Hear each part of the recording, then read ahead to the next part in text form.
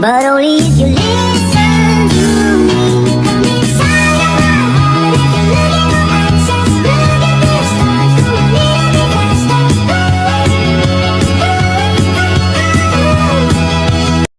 Halo semuanya, kemarin aku mengunjungi Museum Kebangkitan Nasional. Kira-kira ada apa aja sih di Museum Kebangkitan Nasional ini? Kebangkitan Nasional ini ada jalur kedatangan bangsa Eropa ke Nusantara. Yang pertama dari Amsterdam. Dari Amsterdam ini bisa ada ke Georgetown. Dan habis itu bisa juga ke Brazil. Habis itu bisa juga ke Paris. Terus habis itu ada juga ke Tanjung Harapan. Meriam ini dipakai karena mampu menembak musuh dari jarak jauh. Meriam sangat kokoh karena bahannya terbuat dari besi dan perunggu. Meriam mulai dikenal di Indonesia sejak abad ke-16 dibawa oleh bangsa Portugis. Nah, selanjutnya ada kapal FOC, yaitu pada tahun 1596 kapal Belanda di bawah pimpinan Cornelis de Houtman pertama kali mendarat di Banten. Sejak saat itu banyak kapal-kapal dagang Belanda datang ke Indonesia untuk menghindari persaingan antara para pedagang Belanda. Maka pada tahun 1602 dibentuklah FOC atau Verenigd Oost-Indisch Compagnie. Nah, selanjutnya di sini ada rempah Nusantara. Rempah Nusantara ini ada banyak sekali. Nah, yang pertama ini ada kayu manis, kapur barus, lada, cendana, gaharu. Habis itu ada pala, cengkih, dan jahe.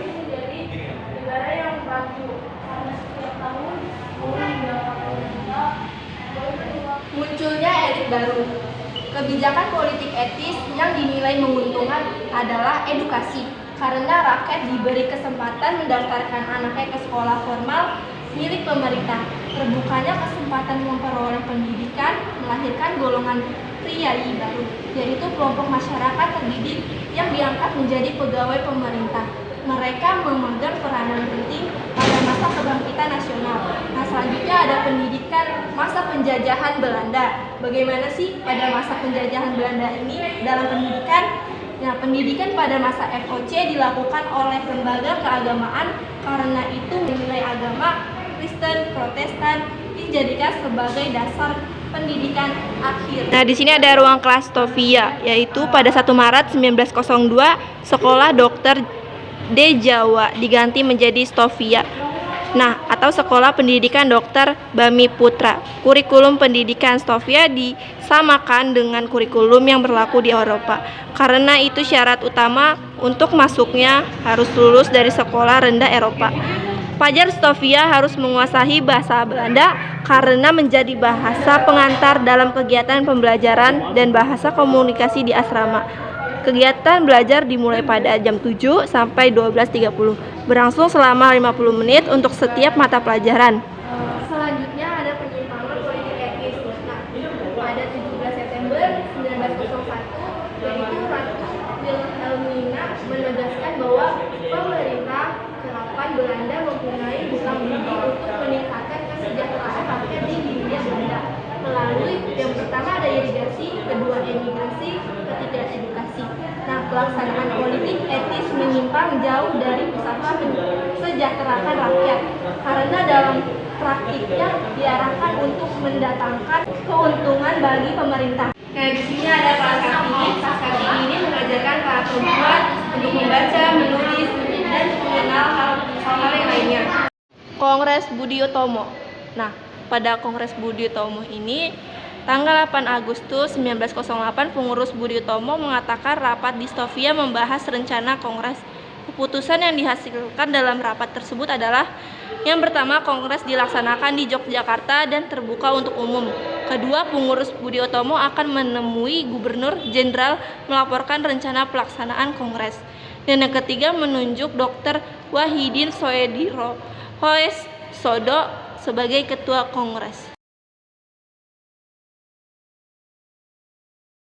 Berdirinya Budi Utomo itu pada 20 Mei 1908. Berdirinya Indismet Verenigd 22 Desember 1908. Nah, pada tahun 1912 ini berdirinya Indismet Parti. Pada tahun 1917 selanjutnya Jong Soemartraman, Bon 9 Desember 1917. Sri Korodamo menjadi Jong Java pada tanggal 12 Juli 1918.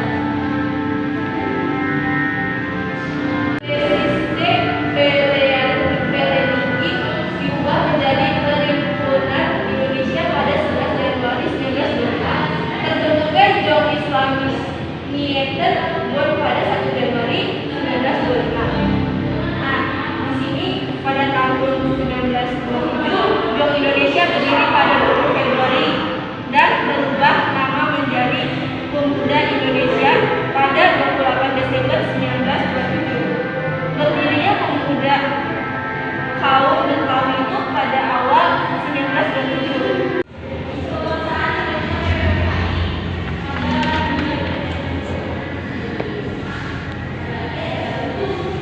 Nah, selanjutnya di sini ada Jong Java. Jong Java atau sebelumnya dikenal dengan nama Tri Korodamo, didirikan oleh Satriman Widjosanjojo Kadarman dan Soedarno pada 7 Maret 1915.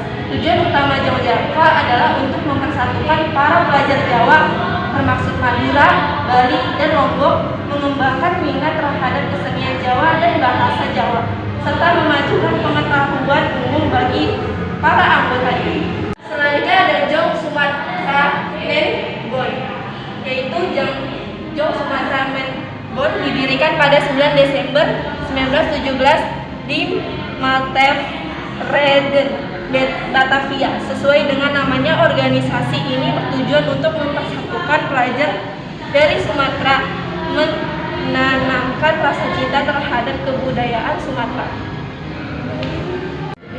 Nah, selanjutnya ada Jong Batas Bon, yaitu awalnya Jong Batas Bon ini tergabung dalam Jong Soemartraman atau Bon. Namun karena terdapat perbedaan budaya pada 1926, Jong Batas Bon memisahkan diri. Beberapa tokoh dari Jong Batas Bon adalah Sanoesi Pane,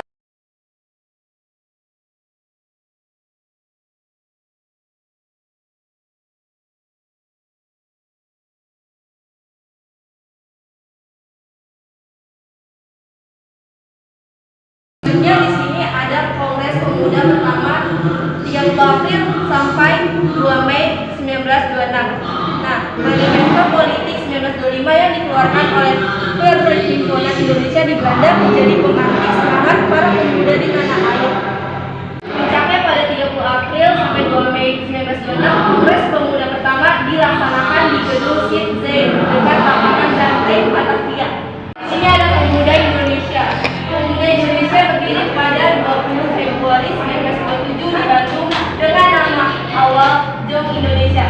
Pegagasannya adalah R.M.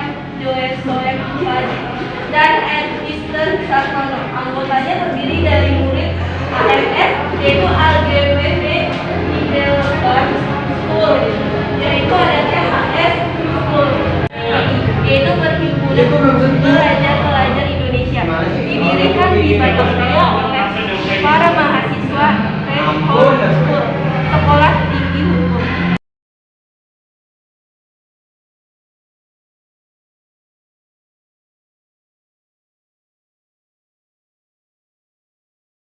Nah, sekarang kita ke Museum Proklamasi. Kira-kira ada apa aja sih di Museum Proklamasi ini? Mari kita simak videonya. Nah, selanjutnya di sini ada pengetikan dan pendatanganan naskah proklamasi. Setelah konsep naskah proklamasi yang disusun oleh Bung Karno, Bung Hatta, dan Ahmad Subarjo disetujui oleh hadirin, Bung Karno meminta agar Sayuti Melik mengetik naskah proklamasi tersebut.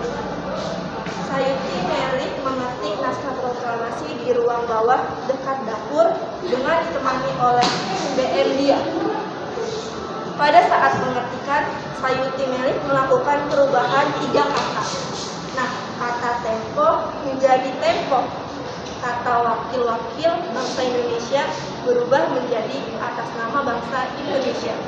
Begitu pula dalam penulisan hari, bulan, dan tahun. Nah, di sini ada pertemuan dengan Maeda. Pada tanggal 16 Agustus 1945, Bung Karno, Bung Hatta, dan Ahmad Subarjo diterima oleh Laksamana Muda Tadashi Maeda di kediamannya sekitar pukul 22.00. Sepulang dari Glasdenford, mereka menjelaskan kepada Maeda tentang akan diadakannya pertemuan untuk persiapan menjelang Indonesia merdeka. Nah, di sini ada peta tempat duduk anggota dalam persidangan BPUPM. Proses tenaga rakyat itu Kuetara lahir 1 Maret 1943 yang dipimpin oleh Insinyur Soekarno dan Muhammad Hatta. Selanjutnya teman-teman, di sini ada jatuhnya bom atom di Hiroshima. Nah, dan 9 Agustus 1945 Amerika Serikat menjatuhkan bom atom di kota Hiroshima dan Nagasaki yang menyebabkan Jepang menyerah tanpa syarat kepada sekutu pada 14 Agustus tahun 1945. Tampak ledakan bom atom di kota Hiroshima, Jepang.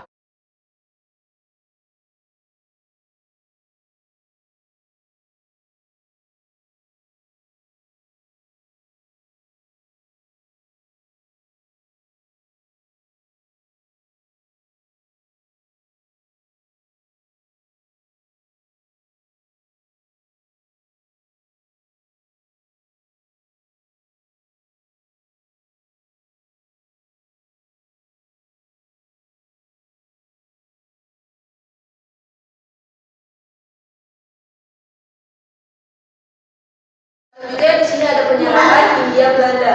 Serangan militer Jepang ke Pearl Harbor, Amerika Serikat memicu perang Pasifik. Pada tanggal 1 Desember tahun 1941, segera Hindia Belanda menyatakan perang terhadap Jepang mendahului sekutu. Serbuan Jepang menyebabkan Hindia Belanda menyerah tanpa syarat pada 8 Maret 1942 di Kalijati, Jawa Barat. Sejak itu Hindia Belanda telah runtuh. Nah, selanjutnya di sini ada penulisan naskah proklamasi menjelang dini hari sekitar pukul 3 WIB tanggal 17 Agustus 1945. Bung Karno, Bung Hatta, dan Ahmad Subarjo memasuki ruang makan. Mereka duduk mengitari meja makan panjang.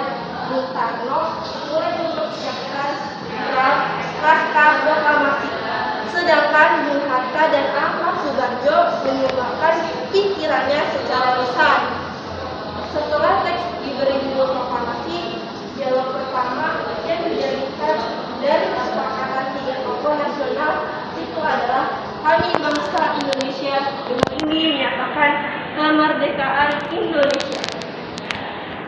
Kemudian kalimat kedua disambung oleh Bung Hatta berupa pernyataan mengenai pengalihan kekuasaan. Akhirnya selesailah konsep naskah proklamasi dengan beberapa. Nah, di sini ada Persangkai atau For Comrades, Pusat Tenaga Rakyat atau Poetra, lahir 1 Maret 1943 yang dipimpin oleh Insinyur Soekarno dan Dr. Muhammad Hatta dan Kiai Hajar Dewantara dan juga Kiai Mas Mansur.